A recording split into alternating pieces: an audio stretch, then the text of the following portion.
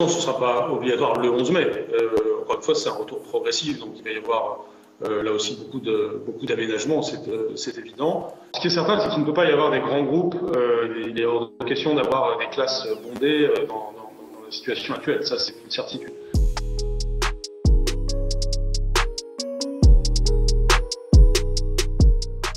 À partir du 11 mai, nous rouvrirons progressivement les crèches, les écoles, les collèges et les lycées.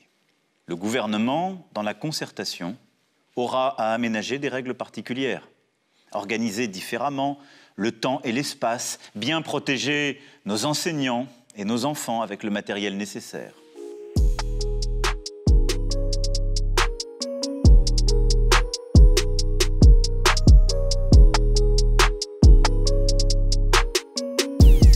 Le mot progressif est le mot très important dans cette phrase, puisqu'il est évident que tout ne va pas se passer du jour au lendemain.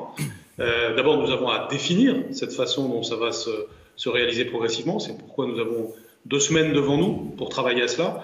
Dès aujourd'hui, j'ai les débuts de mes entretiens avec les organisations syndicales que j'aurai tout au long des 2 prochaines semaines pour avoir l'élaboration des bonnes conditions sanitaires, en particulier pour ce retour, aussi bien pour les élèves que pour les adultes. Bon, d'abord, on sait très bien qu'il faut d'abord une première étape où il faut nettoyer les locaux en particulier. Donc là, on a un sujet avec les collectivités locales pour préparer ça ensemble, là aussi de façon consensuelle et bien pensée entre nous.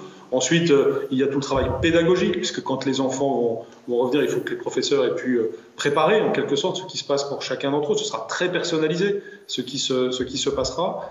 Enfin, on ne peut imaginer que des petits groupes dans de telles circonstances. Donc ce sera un aménagement du temps et des contenus forcément très particuliers. Il est possible aussi qu'on ait une charge horaire moins importante pour les élèves.